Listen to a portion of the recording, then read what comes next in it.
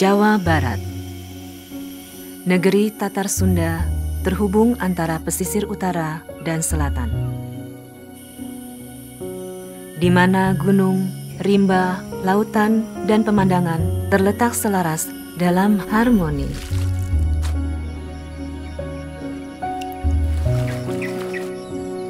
Di Tamah Pasundan, masyarakat Sunda dari generasi ke generasi mewariskan identitas kesukuan dan pengetahuan lokal, hasil karya olah pikir dan perasaan melalui ragam budaya, salah satunya batik.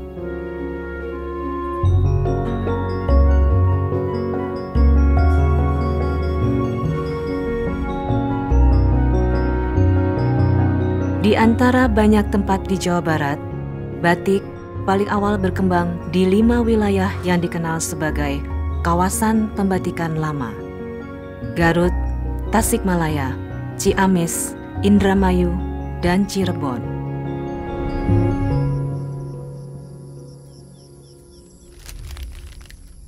Awal batik itu dari dalam tembok keraton. Di abad 15 itu awalnya Pangeran Cakrabuana pada waktu itu membutuhkan beberapa kain batik ya. Nah, kain batik itu akhirnya disayembarakan atau siapa yang bisa mengerjakan ya memproduksi batik keraton. Ya, dan akhirnya singkat cerita dapat dikerjakan oleh masyarakat daerah Trusmi.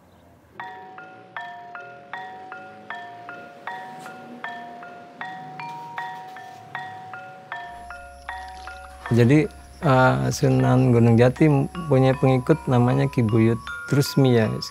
Nah, Ki Buyut Trusmi mengembangkan agama Islam sambil mengajarkan batik di penduduk sekitar.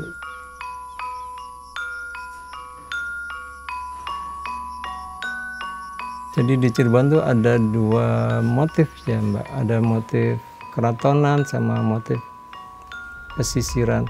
Kalau motif keratonan sendiri didominasi dengan misalnya warna.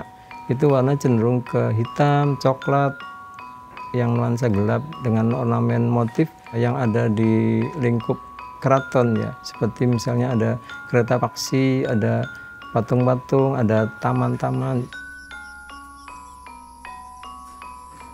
Nah, kalau pesisiran sendiri itu ornamen-ornamennya biasanya flora fauna, pohon-pohon, ikan, hewan, dan warnanya juga dominan warna cerah ya. Seperti di Indramayu juga ada batik itu pesisir, di Cirebon juga pesisir. Jadi motif-motif yang di Cirebon atau di Indramayu juga di Trusmi atau di Cirebon ada.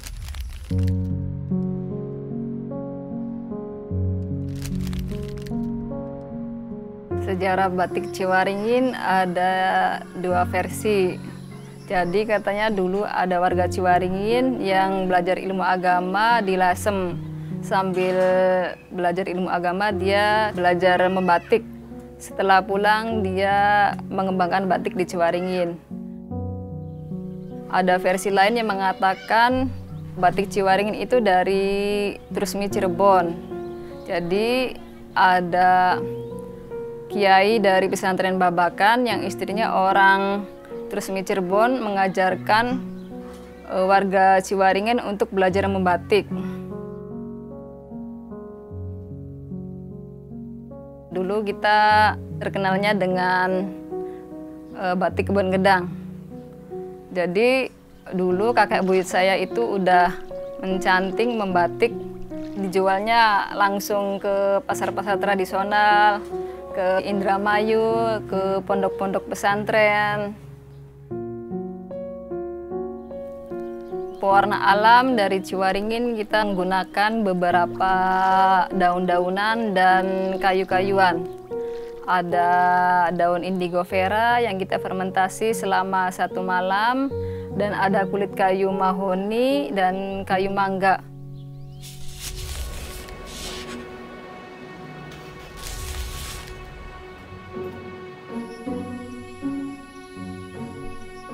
Sejarah batik Indramayu sendiri sudah ada semenjak Kerajaan Demak Islam.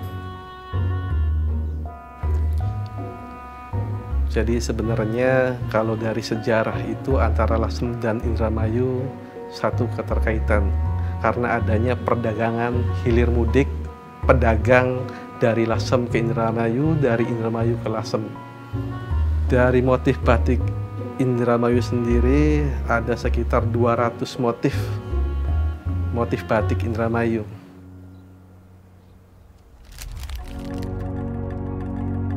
Kalau dulu zaman Belanda katanya ya, waktu ada di Garut tuh ada pembuatan rel kereta api di Garut tuh di Cibatu katanya.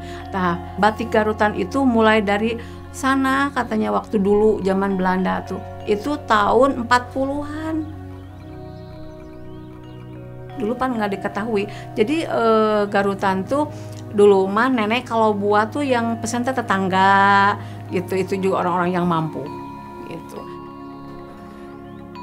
Batik Garut paling khas tuh Mojang Priangan, Merak Ngibing, sama bulu hayam dan kurung hayam. Kurung hayam yang itu yang paling susah itu.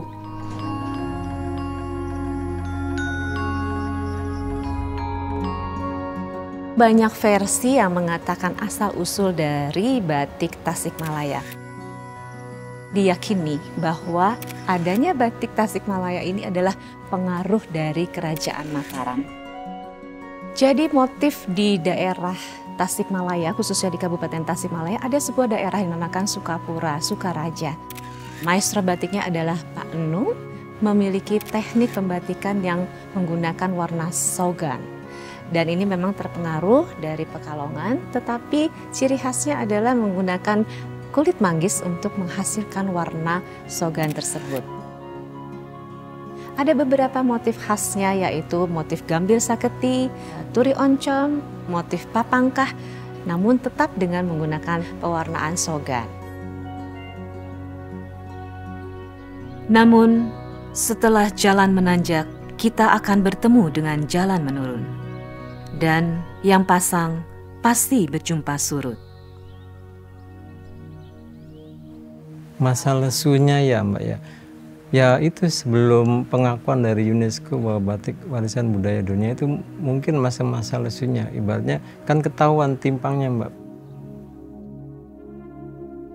Dulu batik kakek saya gitu kalau udah sampai pasar itu sampai rebutan Mbak, pelanggan-pelanggannya gitu. Tapi setelah tahun 90-an munculnya batik cap sama printing mulai surut gitu. Mulai sepi. Di Indramayu sendiri pernah banyak yang gulung tikar semenjak adanya reformasi.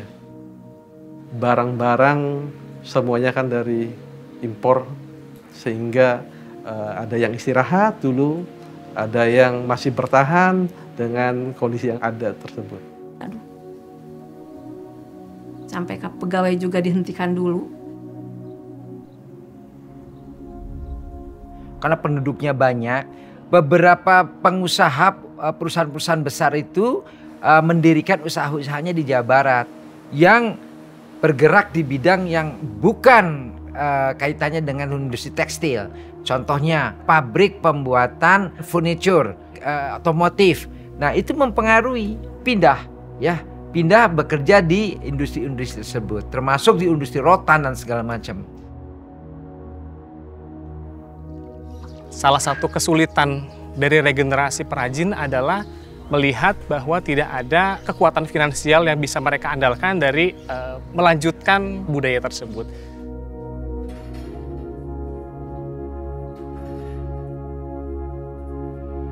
Berawal kalau tidak salah ada momen acara pameran di Bandung ya, di salah satu mall di Bandung. Di situ saya dapat informasi, oke lah saya ke sana. Ternyata di situ tuh pamerannya YBJB, Mbak. Tahun 2014 ya, ada rombongan dari YBJB mampir ke Gria Batik Sapu Jagat. Dia ingin mengenal tentang batik-batik Ciwaringin. Waktu itu katanya mau bikin buku tentang batik Jawa Barat. tahun 2009. Pada masa tersebut bertepatan dengan dikukuhkannya warisan budaya tak benda oleh UNESCO, bersamaan juga dengan adanya kunjungan dari Yayasan Batik Jawa Barat yang telah mengikutkan para pembatik atau pengrajin di Indramayu, pelatihan, sehingga dari para pembatik sendiri itu makin semangat karena batiknya terjual laku. Pertama perkenalan sama Yayasan Batik Jawa Barat tuh tahun 2010. Waktu itu saya diperkenalkan sama Bupati. Istrinya mencari batik garutan pas ke rumah Ibu Kena. 2 hari kemudian datang lagi minta izin untuk diperkenalkan sama Yayasan Batik Jawa Barat. Seminggu kemudian datang rombongan dari Bu Sandy silaturahmi sambil melihat-lihat batik buatan Bu Kena. Yayasan Batik Jawa Barat ini berdiri pada tanggal 8 Agustus tahun 2008. Didirikan oleh beberapa orang yang memang bergerak di bidang batik dan juga akademisi yang bergerak di bidang tekstil. Nah, mereka bergabung dan mengajak saya untuk menjadi ketua umum dan bersama-sama melakukan pembinaan kepada perajin batik yang ada di Jawa Barat. Jadi kita semua ini bergabung dengan tujuan untuk mengangkat derajat batik Jawa Barat. Karena kita semua tahu bahwa kalau mendengar kata batik itu pasti identik dengan Jawa. Tetapi rupanya di Jawa Barat itu memiliki daerah pembatikan. Nah, berdasarkan survei yang kita lakukan, lalu kita memiliki niat yang sama untuk melakukan pembinaan ke berbagai daerah dan melakukan pelatihan-pelatihan bagi beberapa perajin yang ingin sekali mendapatkan kesempatan untuk bisa menjadi wirausahawan batik. Di situ kita lakukan pembinaan mengenai pelatihan teknik produksinya, kemudian bagaimana pengembangan desainnya, karena daerah masing-masing memiliki kearifan lokal, lalu desain-desainnya itu kita angkat dari kearifan lokal yang ada. Kemudian kita lombakan, bekerja sama dengan pemerintah daerah setempat, Dekranasda setempat, dan lomba tersebut yang menang akan dijadikan motif khas daerah tersebut yang nantinya kita berharap bisa mencetak perajin-perajin, kemudian masyarakat di satu kota atau kabupaten tersebut dihimbau untuk memiliki batik dengan motif daerah khasnya.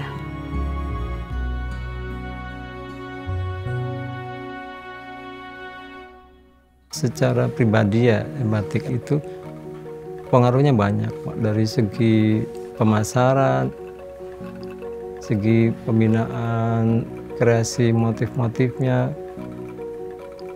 atau cara teknik ngebatik itu bagaimana. Jadi banyak membina. Alhamdulillah sampai sekarang berkelanjutan menjadi mitra juga, ikut mempromosikan batik Ciwaringin dengan fasilitas pameran-pameran yang di Jakarta, di Bandung juga. Setelah diikutkan di Yayasan Batik Jawa Barat, makin bertambah, ya sekitar 50% bisa nambah. Ya, batik beken menjadi populer karena Yayasan Batik Jawa Barat tuh lebih penjualannya lebih pesat, lebih banyak lagi, lebih banyak yang mengenal Ibu Kena sekarang. Untuk daerah-daerah pembatikan lama ini memang sudah memiliki keterampilan yang cukup jauh ya dibandingkan dengan daerah-daerah pembatikan baru. Selain dari teknik produksinya, memang pengalaman itu harus dilalui. Di daerah pembatikan lama itu desainnya sudah cukup bagus, sudah cukup cantik, sudah cukup banyak. Tetapi kalau bagi daerah pembatikan baru, belum memiliki keterampilan yang khusus untuk menuangkan gambar-gambar tersebut di dalam sehelai kain batik, baik itu batik cap maupun batik tulis. Proses pewarnaan pun juga demikian. Proses pewarnaan yang berkali-kali dan cukup rumit, yaitu dimiliki oleh daerah pembatikan lama. Sedangkan daerah pembatikan baru, mereka baru berproses.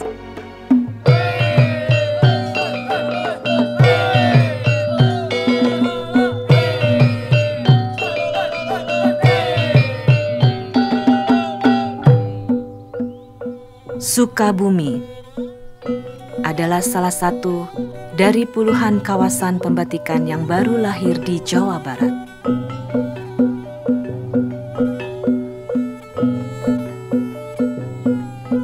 Dalam perkembangannya di Sukabumi sekarang ada 2 workshop batik. Ya, dengan segala tantangan, kendala, kami berusaha bertahan untuk tetap membatik supaya batik itu tetap sustain. Itu yang kami usahakan karena warisan budaya ini jangan sampai hilang. Dalam perkembangannya di Sukabumi mungkin secara teknis masih ketinggalan dengan daerah lain seperti Cirebon, Garut yang sudah ratusan tahun. Tetapi batik Sukabumi dalam perkembangannya yang singkat berhasil mengencourage atau menginspirasi beberapa kegiatan seni dan budaya yang terinspirasi dari motif batik. Misalnya ada motif Ciwangi, itu menjadi tari Ciwangi. Kemudian proses batik yang dilihat komunitas tari tadi menjadi gerakan tari. Ada tarian yang menggambarkan proses batik, ada gerakan mencantingnya, kemudian melorot sehingga menjadi pakaian jadi yang dijadikan outer, itu dijadikan gerak tari.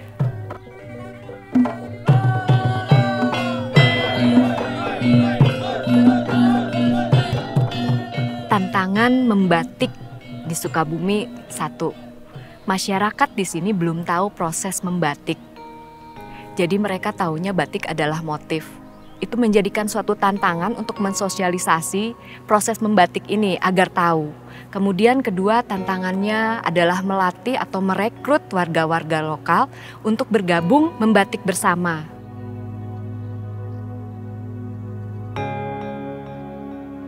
Ada juga daerah lain di Kabupaten Kuningan yang memiliki ciri khas khusus, yaitu desa adat di Cigugur, Paseban. Di sana sudah memiliki pembatikan, yaitu dengan teknik batik tulis dengan motif-motif yang memiliki makna filosofi tersendiri. Contohnya ada motif Saripoh Aci dan juga ada motif Oyot Mimang. Tapi ada juga daerah-daerah pembatikan lainnya yang baru saja memiliki khusus sentra batik. Ada daerah Bogor, kota kabupaten, kemudian Bekasi, Depok, Subang, Karawang, Sumedang, Sukabumi, Cianjur, Pangandaran, kemudian ada di daerah Kuningan, Banjar, Ciamis. Dan masih banyak lagi daerah-daerah pesisiran juga ingin memiliki pembatikan. Gairah membatik dan berbatik memang berkembang sejak UNESCO menetapkan bahwa batik sebagai warisan budaya dunia tak benda dari Indonesia. Terakhir ini orang sudah tidak menganggap bahwa batik ada sesuatu yang sakral ya, dalam arti ya sudah memasyarakat lah. Kalau dulu kan mungkin batik hanya dipergunakan untuk kesempatan tertentu, tapi saat ini sudah mulai orang juga memakai batik kemanapun, tidak menjadi suatu hal yang jadi kaku dengan menggunakan batik, tetapi batik tersebut bisa dimanapun. Karena banyak sekarang brand-brand batik yang mengeluarkan batik dengan desain yang mudah diterima oleh anak muda gitu. Jadi bagi saya sih sekarang campaign berkain itu udah bukan hal yang sulit. Kalau batik dulu mungkin dipakai dengan kebaya, padu padannya sebagai sinjang atau kain sarung. Tetapi sekarang itu bisa hadir setiap kesempatan, misalnya untuk dress, untuk blazer, kemeja, bahkan bisa dipadu-padankan dengan jeans untuk acara casual. Bicara keberlangsungan industri batik, terkait erat dengan penerapan proses yang ramah lingkungan. Perilaku. Ya, karena intinya untuk batik ramah lingkungan itu adalah perilaku. Bagaimana mengubah perilaku dari para perajin batik ini, misalkan dalam penggunaan zat kimia, kemudian tadi bahan baku, terus pembuangan limbah. Zero waste, meminimalisir sesuatu yang terbuang.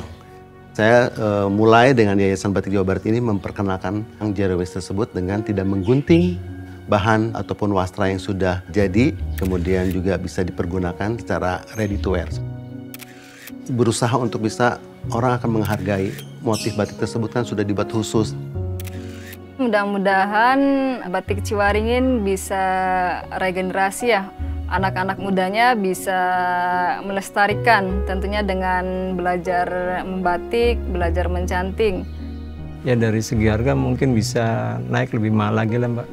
Jadi kitanya lebih ada nilai tambah gitu. Lebih sukses dan nanti turun-temurun ke anak cucu saya untuk meneruskan generasi saya lebih maju lagi. Harapan saya tentunya bisa bertahan, berkembang, mencapai kejayaan.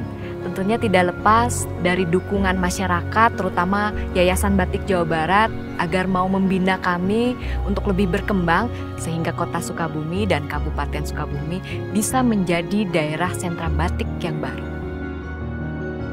Dari Yayasan Batik Jawa Barat berharap agar masyarakat di Jawa Barat ini semakin menyukai, semakin mencintai batik Jawa Barat, hasil karya dari para perajin, dengan cara mau membeli produk-produk hasil karya batik dari para perajin se-Jawa Barat. Dan bukan hanya sekedar memakai saja, tetapi juga bangga menggunakan batik Jawa Barat.